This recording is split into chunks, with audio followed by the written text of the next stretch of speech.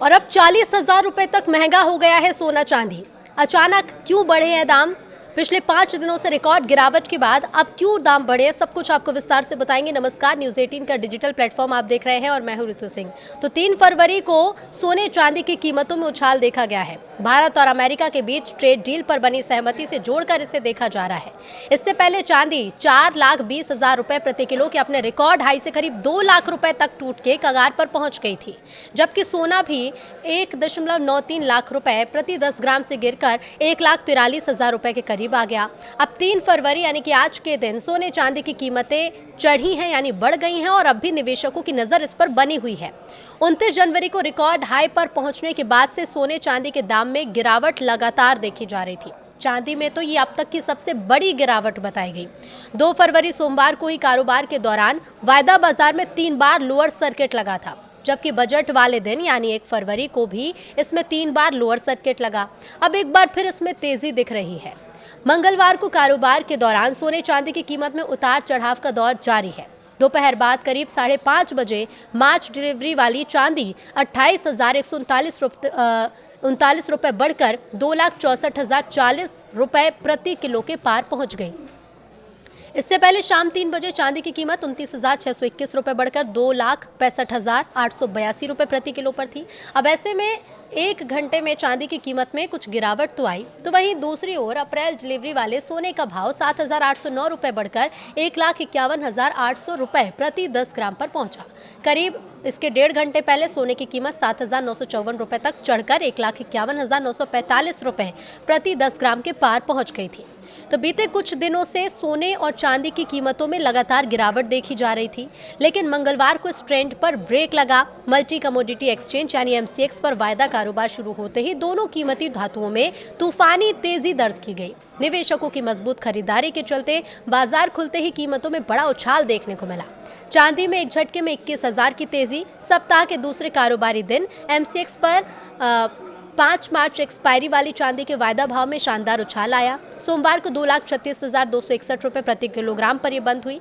चांदी मंगलवार को खुलते ही 2,57,480 रुपए प्रति किलोग्राम पर पहुंच गई, यानी कि शुरुआती कारोबार में ही कीमत 21,000 रुपए से ज्यादा बढ़ गई।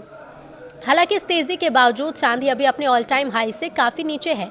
29 जनवरी को चांदी ने पहली बार 4 लाख रुपए प्रति किलोग्राम का स्तर पार करते हुए 4,30,048 रुपए का रिकॉर्ड बनाया।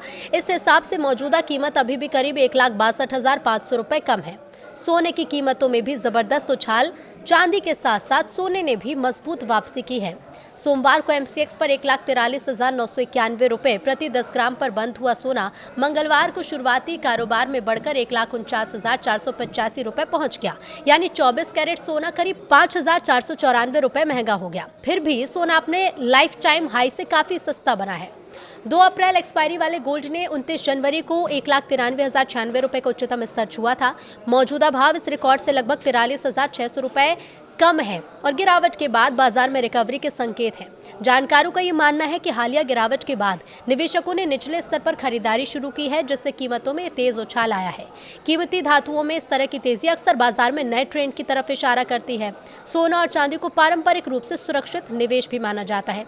अब अलग अलग शहरों में चांदी और सोने के क्या भाव है वो भी जान लीजिए। मुंबई में 1,42,890, दिल्ली में सोने के भाव 1,42,640 रुपए प्रति 10 ग्राम, बेंगलुरु में लगभग 1,43,000, चेन्नई में 1,43,300, तो वहीं हैदराबाद में 1,43,110। और शहरवार चांदी की क्या दरें हैं वो भी आप जान लीजिए। प्रति किलोग्राम चांदी अलग अलग शहरों में किस हिसाब से बिक रही है, तो मुंबई में इसके दाम है 2,32,840, दिल्ली में 2,32,440, बेंगलुरु में 2,33,020 और चेन्नई में 2,33,260।